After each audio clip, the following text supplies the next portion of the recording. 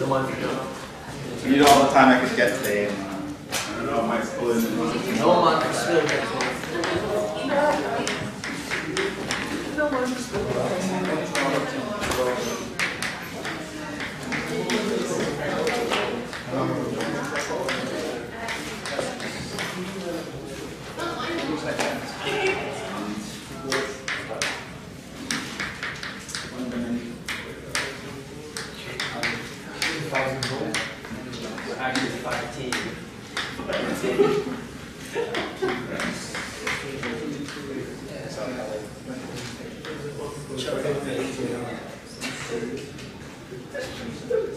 Okay, so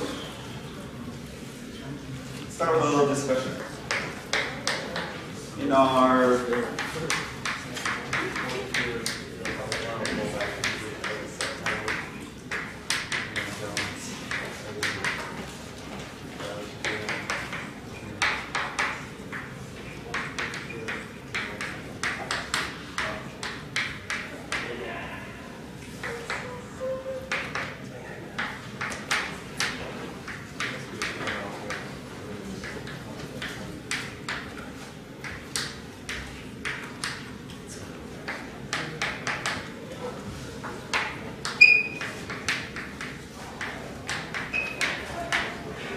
So earlier we actually showed that if we had a position function and a velocity function, then the area under the velocity function was actually gave us a difference in position.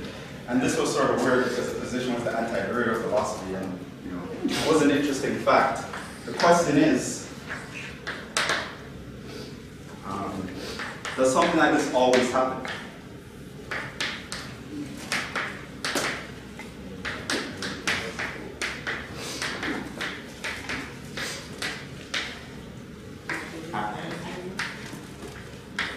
Right? i.e.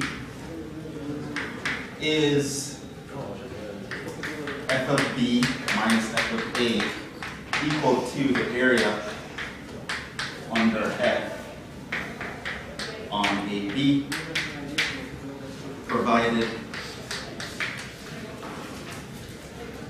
f is the antiderivative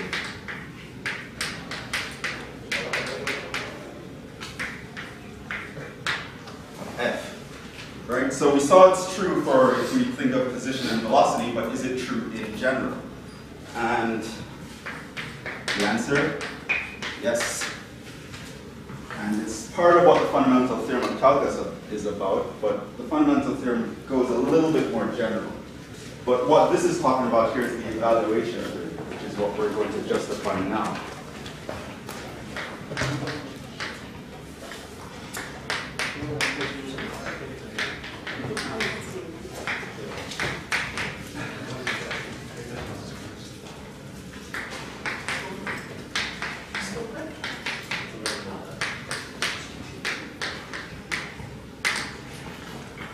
Evaluation theory.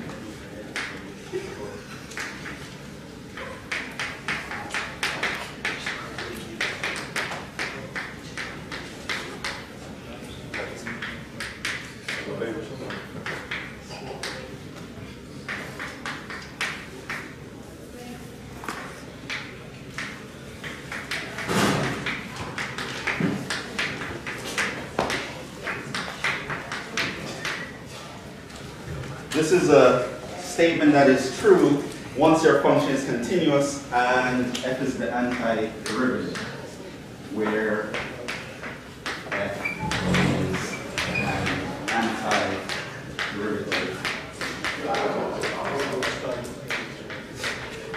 f. Right? This will always be the case. You have a continuous function and you have its antiderivative, then the area under the function between a and b can always be given by this equation. So the idea is, just want to show you guys this really quickly. Let's say I take AB and I again break it up into n subintervals, x1, x2, xi, xn minus 1.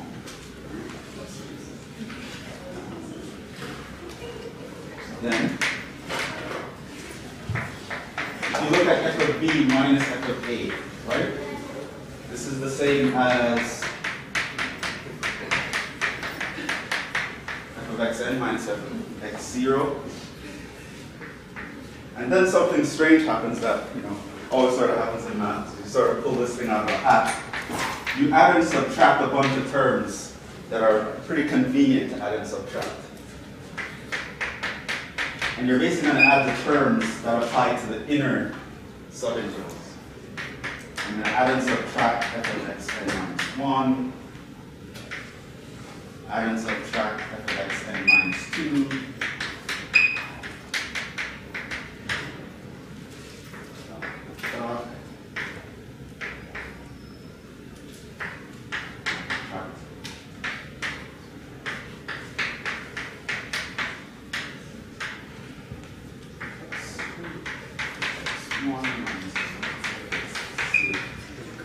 So I add and subtract a bunch of these terms. Why did I add that? Well, I can actually write this as a summation.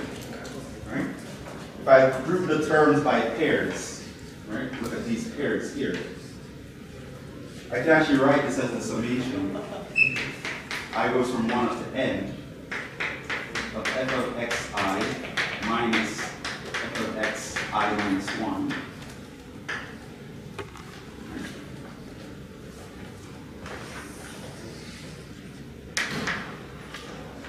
Now here's going to be,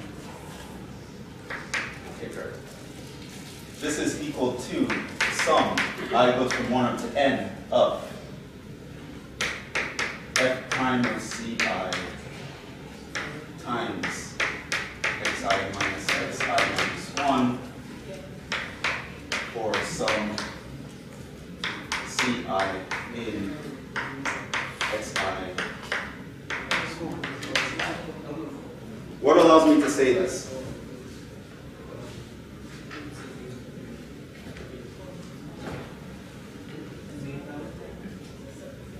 How do I jump from this to that?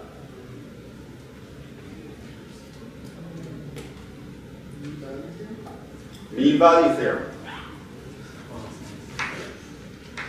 By using the mean value theorem, which we can do since f is continuous and differential. How do I know that f is continuous?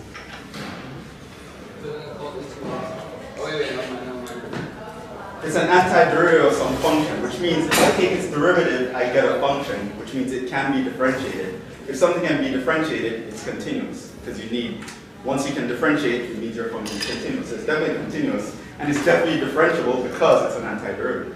So it possesses both of these qualities, and so I can say that for some c in the interval, f prime of c is equal to the average rate of change,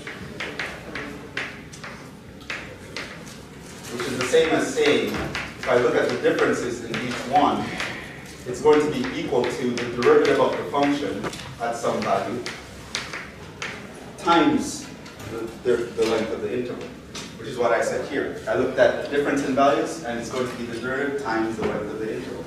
And this comes from the mean value theorem. But what is f prime of ci?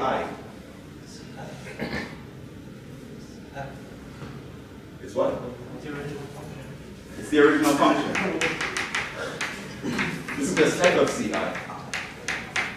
How do I know that's f of ci? Because this is the antiderivative of that, right? Which means when I differentiate it, I get this. Now you're starting to see what this is, right? This is a Riemann sum.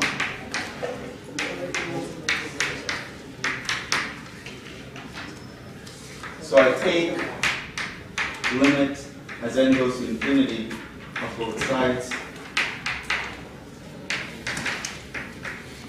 And what do I get? Well, this side doesn't have any n in it, so it's constant as far as n is concerned, so the left side just stays the same. And on this side, I get the limit as n approaches infinity of the summation of f of ci times some change in x on the ith interval. And what is that? That's the antiderivative, that's the integral. Right? Yeah. Because our function was continuous, it allowed us to jump from this step to that step. And then that step gave us everything we need. The right side becomes a Riemann sum, which when we take the limits of both sides, we get exactly what we needed. So it turns out it is always the case that if you have a continuous function, then the area under the curve between A and B is going to be the antiderivative evaluated at the endpoints, the difference. That's actually a part of the fundamental theorem of calculus. It comes in two parts, and that's actually one of them. Can you say that again? So the derivative, the antiderivative is, what's f? Once your function is continuous, any continuous function, once I know it has an antiderivative, then the area under the function between A and B will be equal to the difference in the evaluation of the endpoints. So I take the antiderivative evaluated here, take the antiderivative evaluated here, subtract them, and it's going to give me the same as the area under the curve. And this will always happen. Right? All we need is the function to be continuous. Now, Can you please slow down?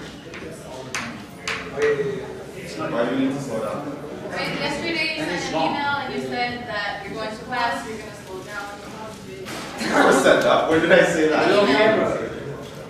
I was going too fast. I said I was going too fast. Yeah, and it's a little bit too much for us, and that you're going to take it slow. I did not say that. I have no idea where you go. She wrote us out that email.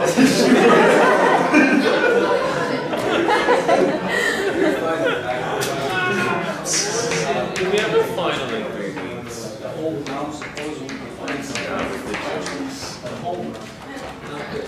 I mean, this technically you don't really have to know how to do. Why are we learning it then? To show you how to do I want you to show you. I don't just want to give you an equation and say, believe this, because you know I'm smart.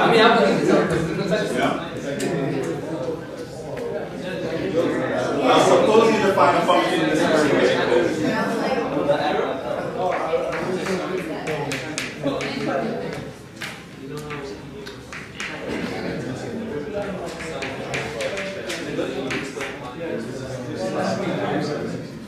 I define the function as a definite integral of this guy.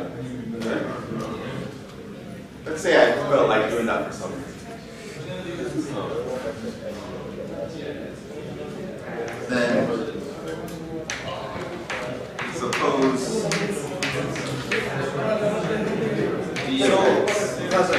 yes. Just subtracting one y value with the other y value will give you the area? Yes. Crazy, right? It's interesting. Right, and it's because of the mean value. Okay, suppose g of x is an antiderivative.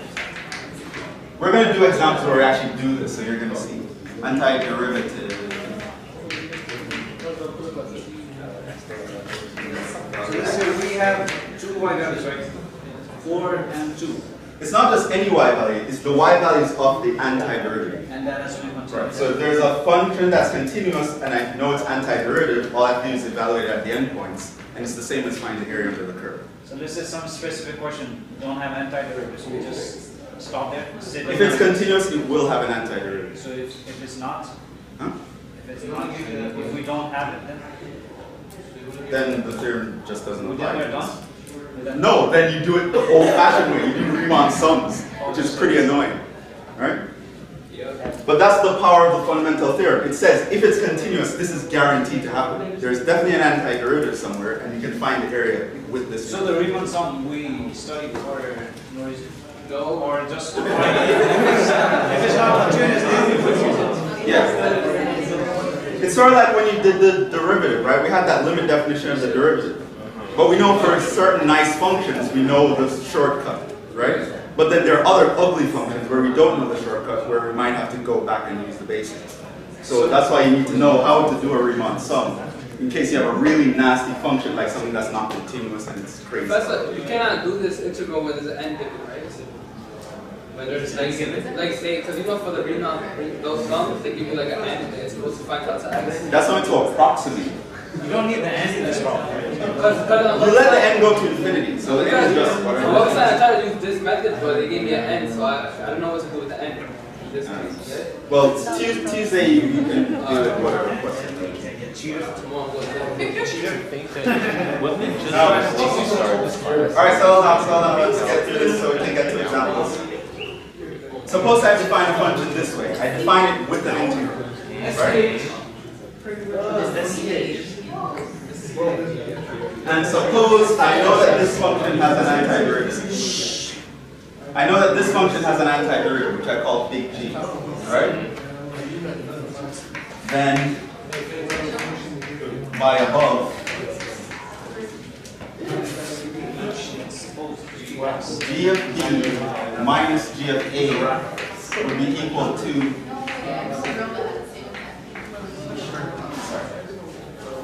Oh, you made a mistake. what? You made a mistake. It's f of t. I want that. F of B minus F of A. What do you say? Huh? Over there, isn't that f of t? No, I meant X. I meant Go all the way down. Down. At the end. Yeah. No. Remember X is a dumb shit. So now if I look at, what do I want to look at?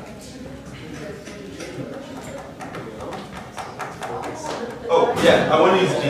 I do want to.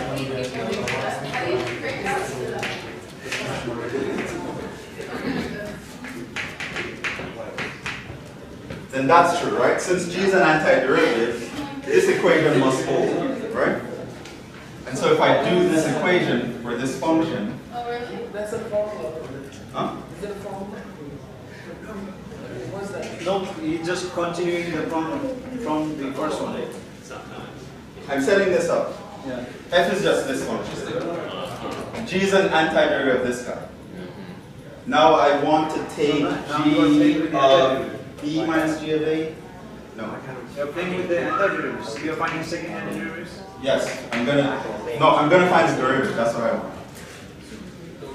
Then What you said, you already know it has a derivative, then why are you still finding the derivative? what? You don't look for the area? I walk fine by doing it integral. You find that. You're gonna see what I'm getting at the end. Okay. So if G of X minus G of A is equal to this guy, notice that this is actually equal to F of X by assumption. Right? Then if I take the derivative of this, it's the same as taking the derivative of this, right? So derivative of G of X is what? Just G prime, right? Derivative of G of A is a constant. Did I mention that? A is a constant. So G of A is just a constant, so that derivative is 0.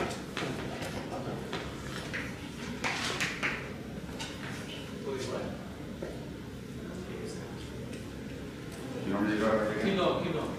Yeah, f of x defined as this.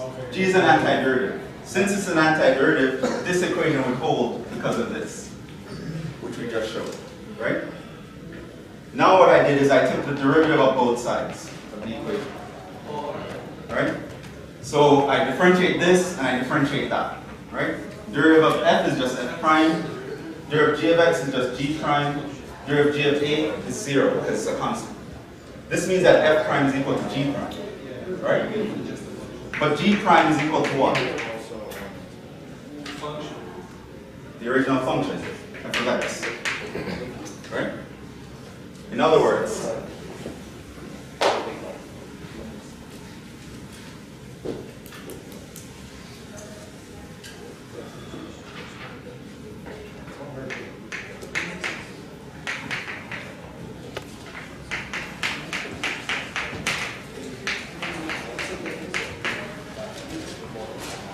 we get this fact.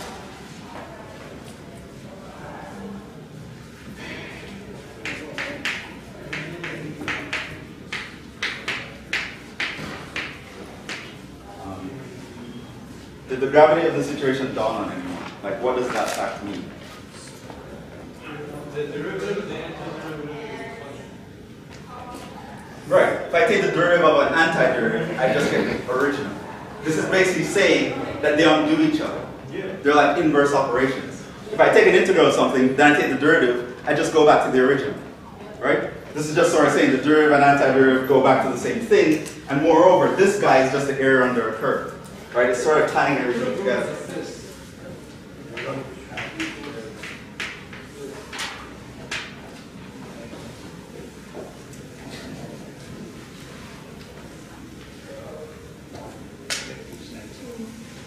So what does this give us? The fundamental theorem of calculus. This is what you've been waiting for your whole lives.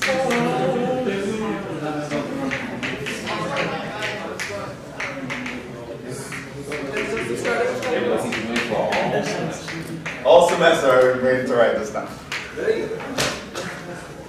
The fundamental theorem of calculus, one of the most important pieces of information in this course, one of the most important pieces of information you'll ever hear in your entire life, on any topic whatsoever, not even just math, like anywhere.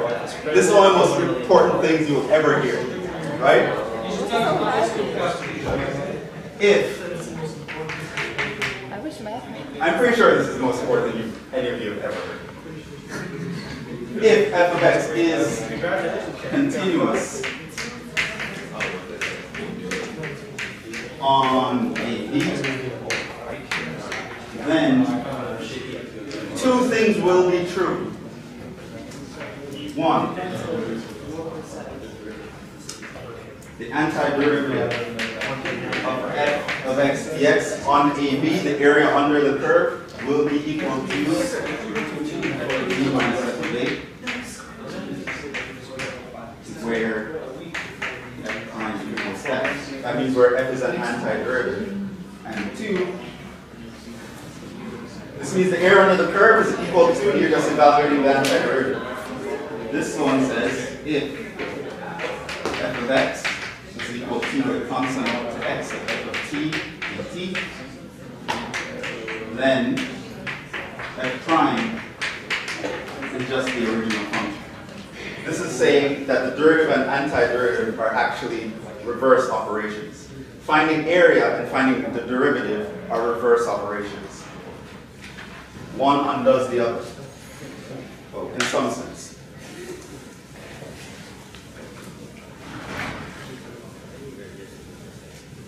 The thing is, if you take the antiderivative of a derivative, you get this plus c. There's a constant that you might need to find. But yes, this is it. This is why planes stay in the air. Well, super knows these principles. Yes, that's a little part of it. Whoa, wait, what principle? Okay. So this is the fundamental theorem of calculus. By the way, sometimes people say this is part 2 and that's part 1. Don't worry about which one is part 2 and part 1. It doesn't matter. The truth is, you can prove any one from scratch, and once you have one, you can prove the other one. It's a matter of taste which one you do first.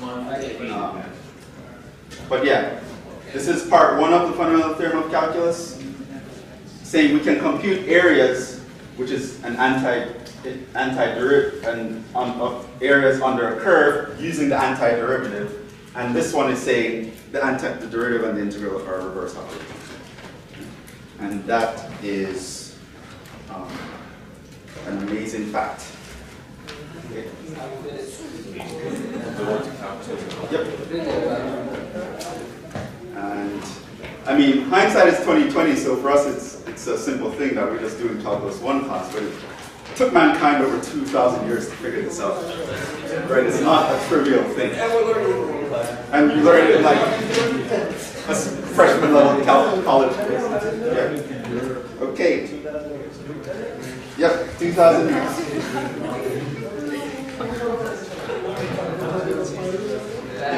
The thing is, people have been doing both separately forever. People have been finding areas and taking derivatives and then doing their own thing. No one thought they were connected until, you know,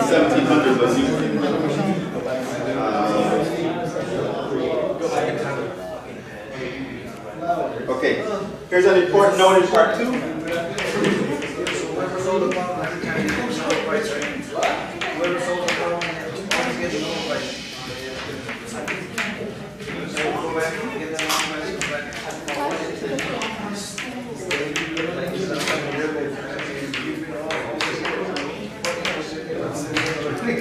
The chain rule, you guys remember the chain rule? Yeah. Yeah. If f of x, suppose I sort of mix things up and I don't just put an x here, but what if I put a function, any other random function? Put a g of x instead of an x.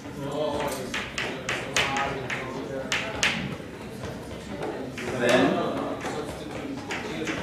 f prime of x would be equal to what according to the chain? F of g of x.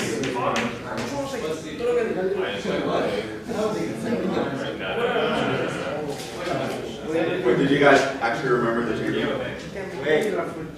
Times g prime. What? Times g prime.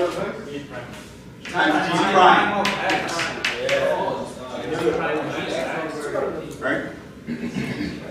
So the composite function, then you multiply by the derivative of the inside. That's the chain rule.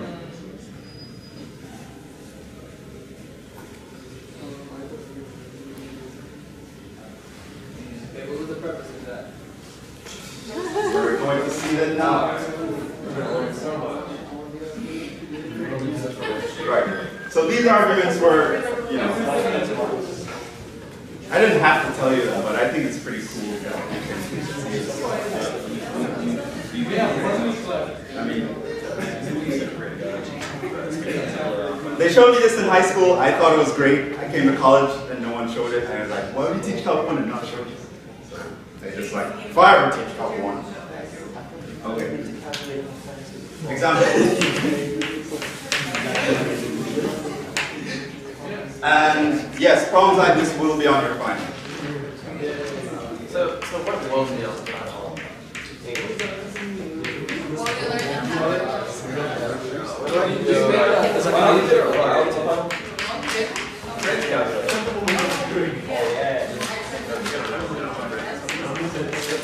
Wait, Jamal, did you take part in making the final result? No, I have to say this week. We're gonna need it for other things.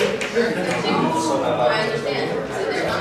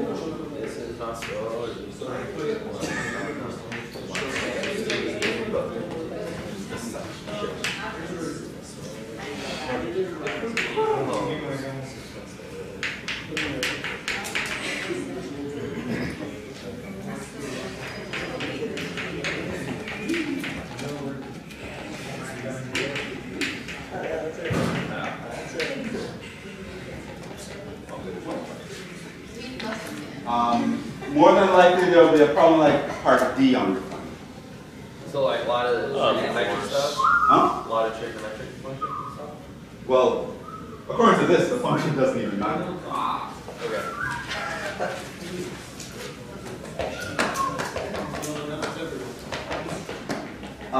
One thing I would like you to appreciate here, for example, with the exception of this one, these aren't integrals you could do anyway. Even after you pass Calc 2, Calc 3, you will not be able to do these integrals. Okay? So for those of you who think you're like, oh, I'll just integrate this, plug in the x, and then differentiate the answer. No, you can't integrate this, right? We don't have an antiderivative for this. Actually, It will not work. U sub will not work. yeah, no, example one. Okay? So, and more than likely it will give you some like that, some that you can integrate. So you can't take the easy way out and just integrate and plug in a differential. You're going to have to use the Fundamental Theorem of Calculus, the second part according to us. Okay. What's b prime? Sine root x squared plus 2. That's it. Easy, right? What? Oh, he's plugging the x. Oh. Right? A is a constant. Right there, A is 1. X is up here. This is just some random function. What do you do with the function? You take the x, plug into the function. That's it. Wait, that A was that A. What's so funny? It's the truth. Yeah, that's all you do. Okay? Yeah, right. Too easy. Okay. Wait, the answer for this question? Yes, this is the derivative. Of that, right? Of this, yes. So the derivative of t squared is x squared? No. The derivative of the antiderivative of sine blah blah blah from 1 up to x is sine of x. Yeah, derivative antiderivative, you just get the original function. How many can we skip in the Don't worry, do everything. What about part B? Why would you get a negative?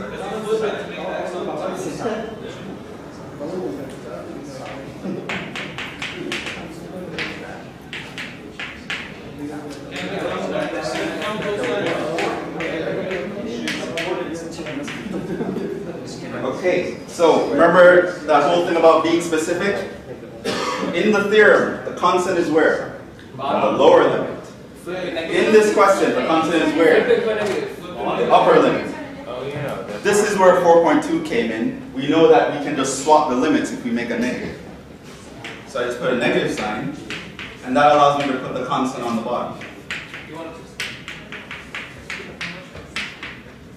And so now what is b prime? Negative cosine x plus 2. Just plug in the x. Yes, to apply that theorem, you have to have the constant in the bottom. Okay. So that one, not terribly hard, but you have to know you have to change the sign.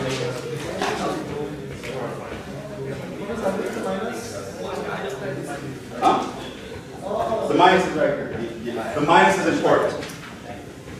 So you just flip the limit? Yeah, once you switch the limit, you make a negative sign. What about part C?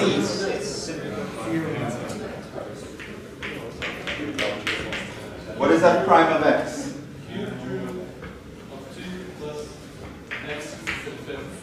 Cube root of 2 plus x to the 6. Right. Why is it x to the 6? Well, for p, I just replace it with x2. No, it's the other way around. 2 and 3 is outside, right? Nope, No? that's right. Are we done? No, not done. On the bottom, 0? Times 3x squared. 3 in the power is not just x. This falls under the category of this being a g of x. I have to apply the chain rule here because it's not just an x anymore. There's a whole function plugged in instead of x. So I have to plug in the function, then multiply by the derivative of the function. So this is just 3x squared times the cube root of p plus x to the 6. That will be the derivative of this function.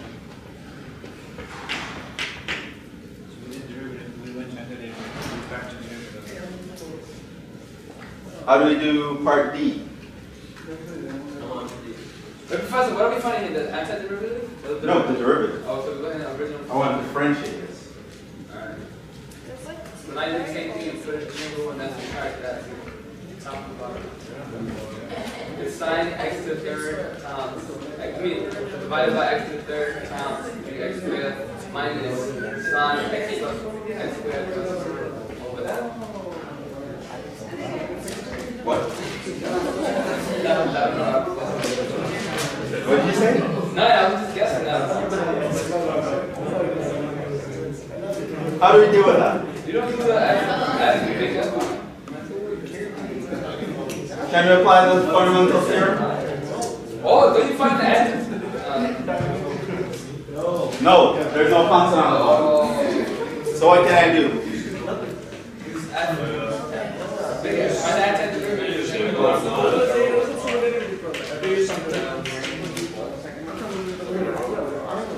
Just use chain There's rule. no answer. Oh, it's going to be two. One with the x given, other with the x. Right. Throw in any random constant you like. Well, probably something that's not like very. Yeah, any random. Sine t dt plus. Plus, yeah. X squared plus 1, 0, and now we flip on them. What allows me to do that? That fact in 4.2 that I said I can, to go from A to B, I can choose any point in the middle, go from A to C and then from C to B. So I can actually break up any single integral into two integrals by just throwing in a limit in the middle. It's actually like the sigma, right? Yeah, it's very simple. Right? And so now I can apply the fundamental theorem to this guy, but can't apply it to this guy because this guy doesn't have a constant in the bottom. So this guy has to flip. How are you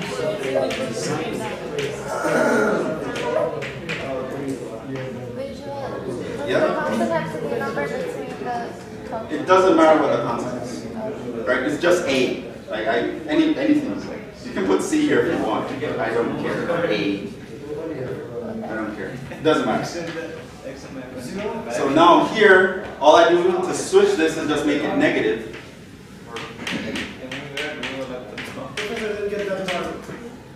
What part?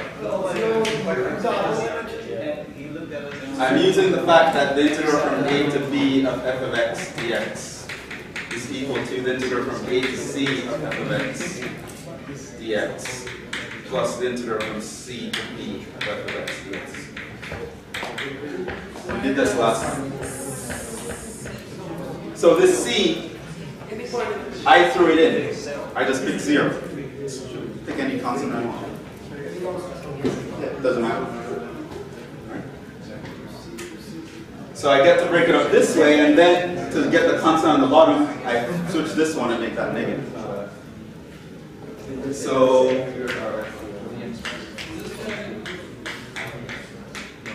what is the derivative now?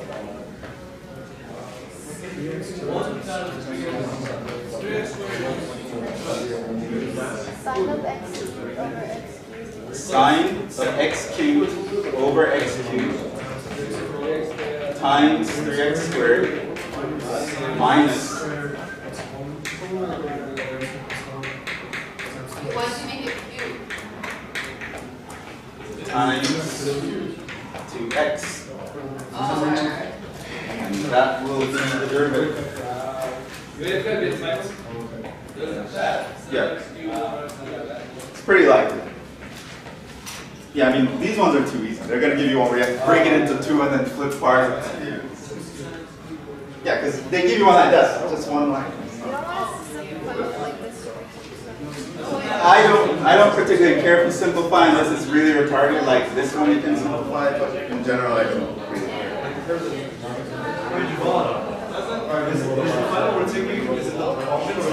Department. So I'm not writing the final. We're subject to I have to the prepare you for the worst. we're subject to the mercy of whoever the hell is writing a final. Your tests are hard compared to the finals. This doesn't fair. Okay, so yeah, that's how it is. Any questions?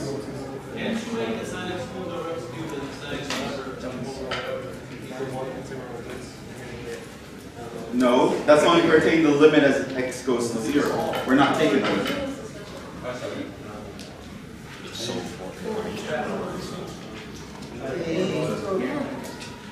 Let's do some more. Also, you will also get terms like these on your file. This one's guaranteed.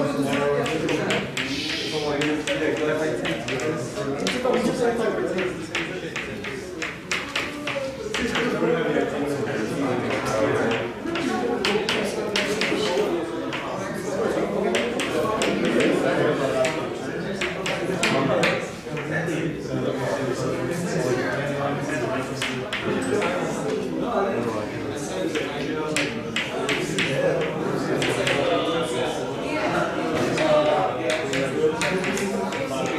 guys settle down? Okay.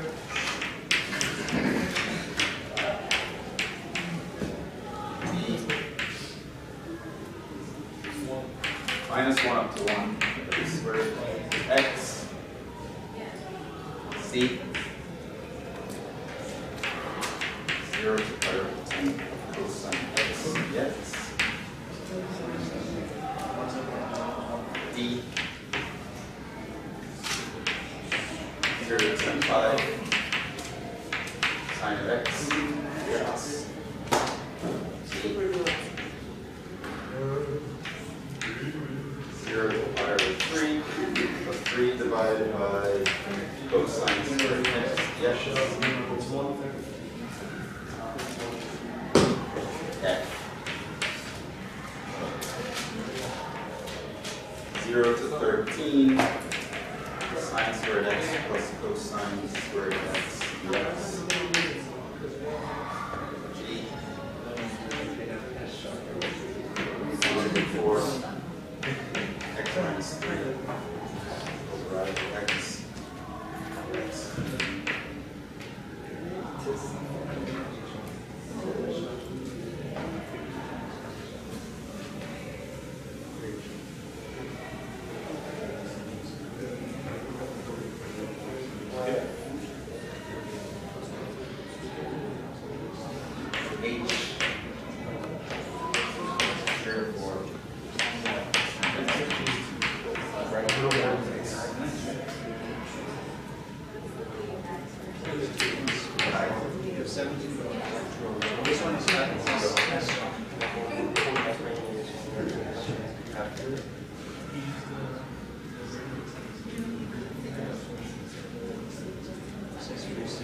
So if there's a constant on top, do you just plug in the constant?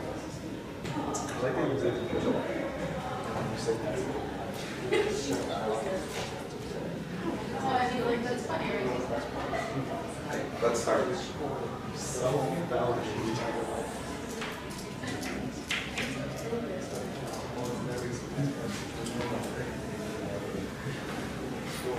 How do you do A?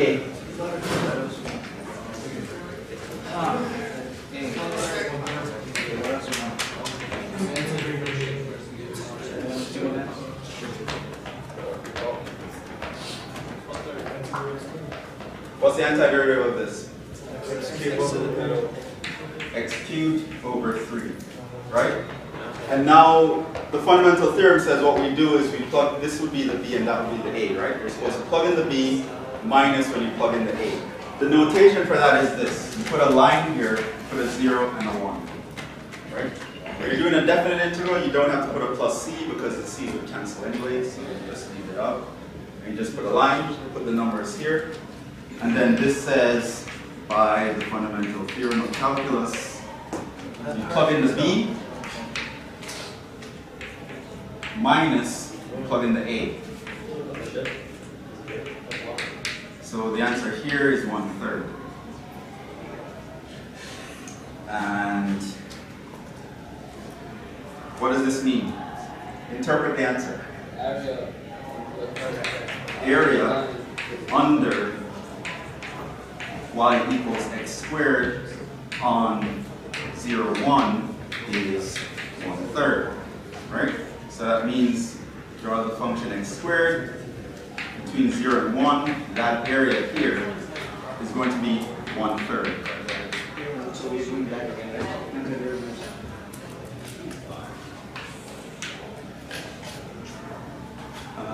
B. What if I went from -1 to 1 of x squared?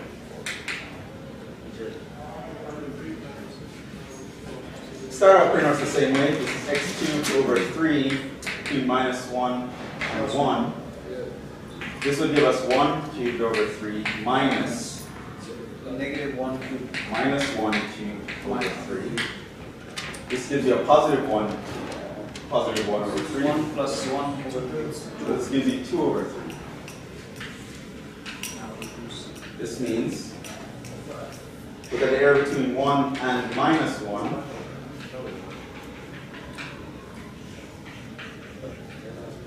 Area is 2/3.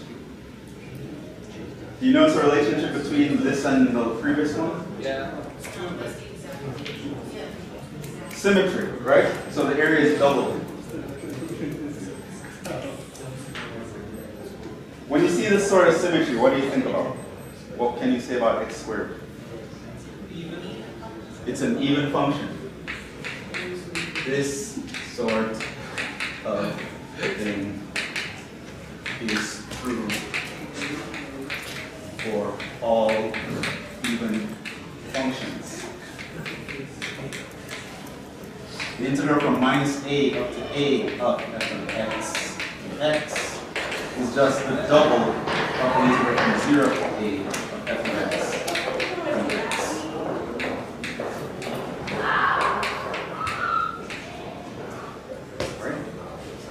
This fact can save you a lot of computation because plugging in 0 tends to be a lot easier than plugging in a random number, right? So you don't want, if I had a long formula here, I wouldn't have to want to plug in -1 everywhere, then worry about signs getting mixed up. I could just do it from 0 to 1 and then double the answer once I recognize the function here is even. Do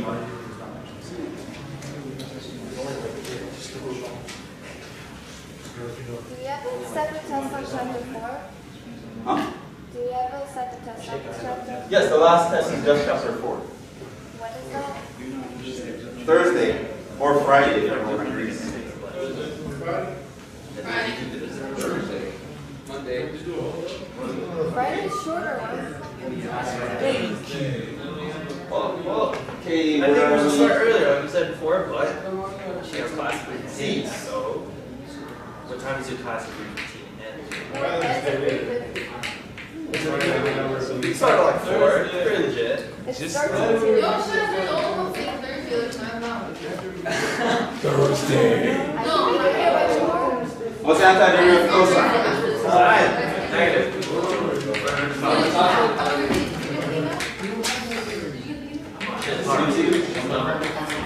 Sine power 2 minus sine of 0. Remember, technically you should be opening brackets here right after a negative. What's sine power 2? Sine pi over 2 is. So the answer here is 1. So, logically, you'd want us to evaluate for the full 1 on the test. We couldn't just leave the sign power 2 minus sign up. No. But what if we do something stupid like, oh shit, 0 minus 1, negative 1? But we got the first part right, so. Alright, deduct this point.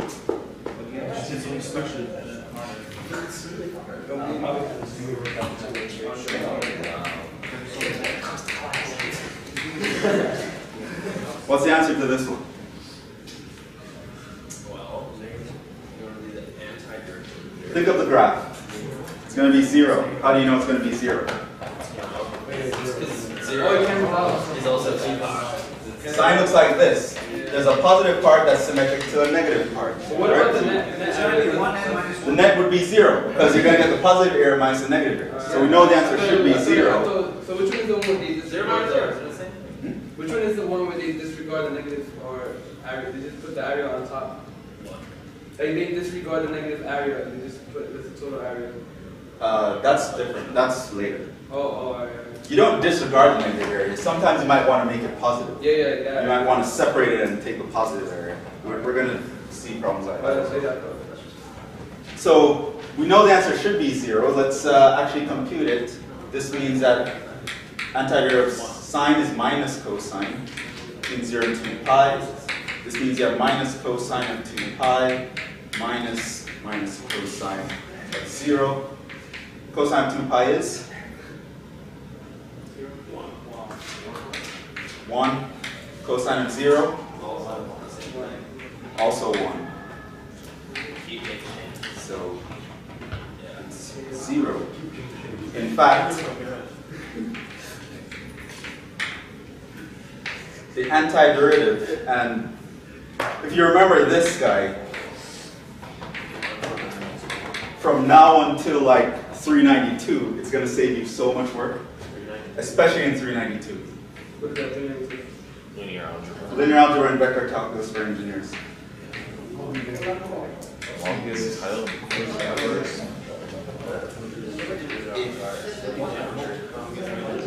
E minus A.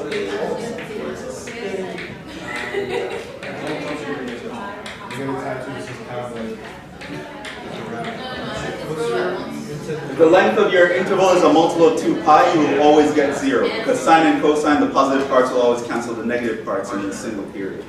Right? And even if you change this like cosine 2 pi, then once you go an interval length of the period, that would always give you 0. What's the period of cosine 2 pi? The length of the principal period. It's just pi, right? Which means that as you increase the factor here, the length of the interval decreases by that factor.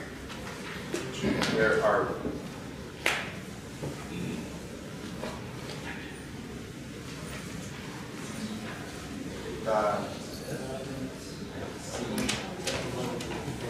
Without 4.0, but we're 4.3.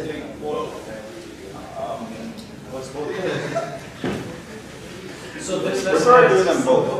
so this lesson has antiderivative and derivatives.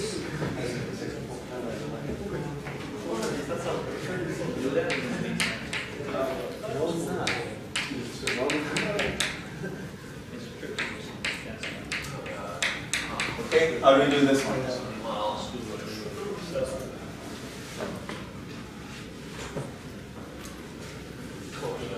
Split 3 apart. So this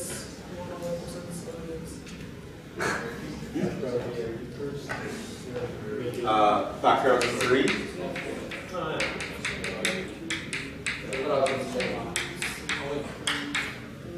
that's x squared. Secant squared.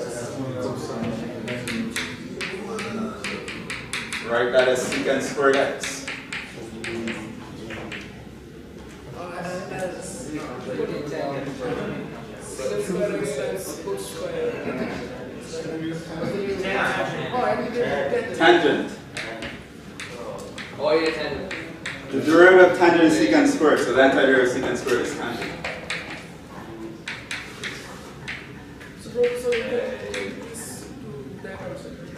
What?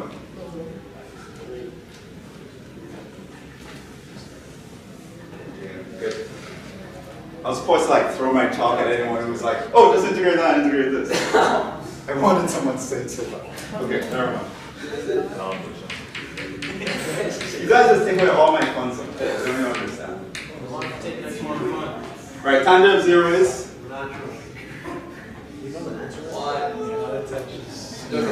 It's 0.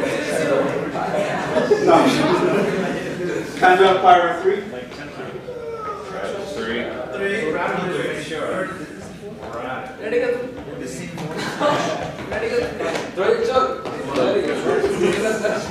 Radical. Radical 3. I didn't say radical.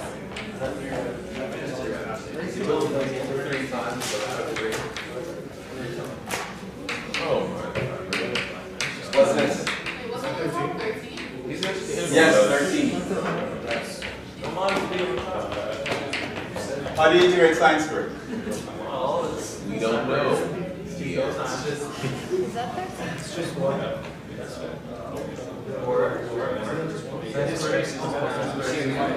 Sine squared is cosine squared x is 1. Trig identity. 13. Oh yeah. I didn't see that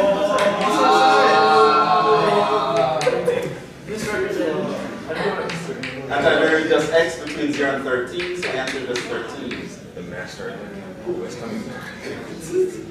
They're going to do things like this all the time. You have to always be looking out for them. Be this easy on the final. If you was that exact question, Huh? Will it be like this on the final?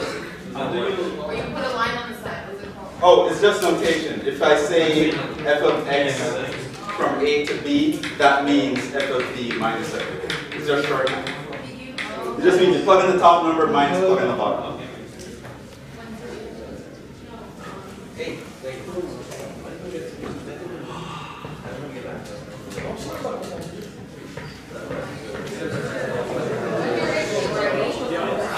Hard. Because right now I don't have enough space to prepare the same that I'm just on. Yeah, that's it. So I don't want to. I'm not having trouble with anything. I'm just holding.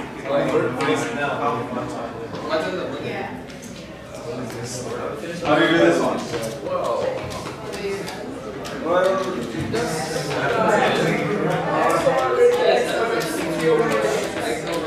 Want us to find the over apple f minus 3 over apple f. I feel like that's like 1.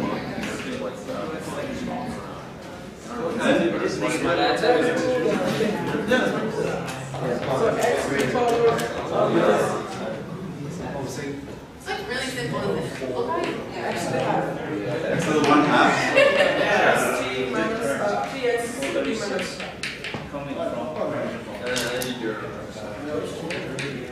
Antiderivative. Over 2. 2/3 x to the 3 over 2 minus.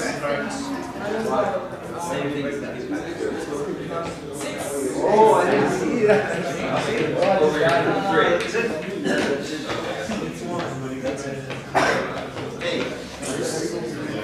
Plug in 4, right? Now you just plug in 4, so we have 2/3 times 4 to the 3 over 2 minus 6 times 4. 24. Minus 2/3 1. 3 2 minus 6 1. open bracket 2/3 1 to the 2 minus 6 times 1 to the half. Presumably. Yeah. It ain't multiplies. Question again. What's 4 to the 3 halves? Yeah. Why do you have that bracket? 6. Because of the minus sign. Has to be distributed. 8. 16. 8. 6.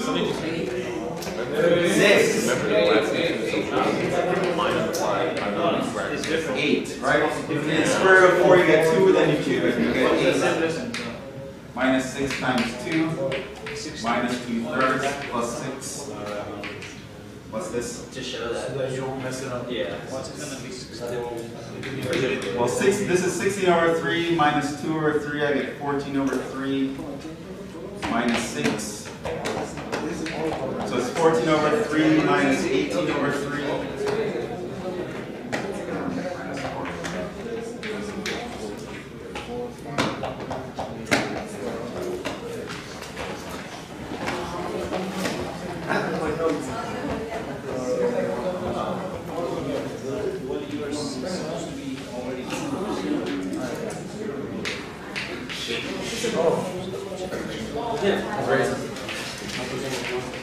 I know the second one. That's a hint of Cajun flavor. How do we do this one? Move that x to the next one. Yes. And then just differentiate to the Can't catch anyone today, huh? x3 over 3. Everyone's suddenly an expert. Oh, you integrate this and integrate that. So that's wrong. Wrong point. Did I hit you with a chalk? X cubed over 3 minus x squared. I mean, there's 4.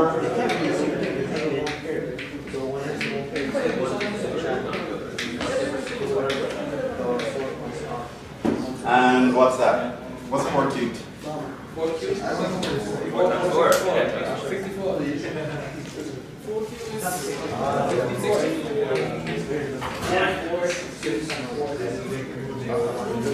3 times 16 is? Well, that's 48. 64 minus 48. 5 is this is not 1, this is 4. That's 5. Okay, probably the last one. And I mean, we don't do that. Next class, we're going to cover some applications for all this stuff. Oh, like Right now, we're just playing around with the math. We want to play around with next month. Which application? What's the answer here? It's 0. Because again, you have an odd function. So every odd function ends up. If the limits are the negative on a balanced integral, you can get this like x to the 4 over 4.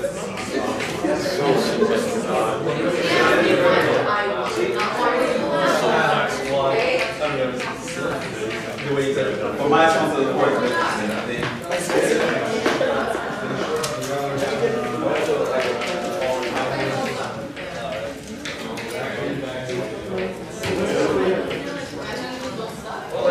this is also going to save you.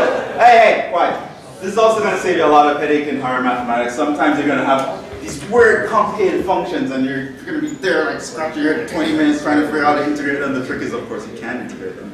But then you're going to know, oh, it's an odd function, and it's about simple. The answer is 0. So you wasted 20 minutes for nothing. So be careful. I found a lot of students that do that. I would work it out though. Sometimes you can't work it out. That's the law. And I would say that's so hard. Odd function always 0? No, I hate it. The boundary. If the bonds, From minus a constant to the same constant, it will always be 0 if f is odd. 1 minus 1. So if it's 2 to 2, minus 2 to 2, minus pi to pi, minus 15.4. Just like 1 minus 1 to 0, 2 minus 2. Wait, you find it, I don't think it's already. You replace all x with minus x and then you get negative.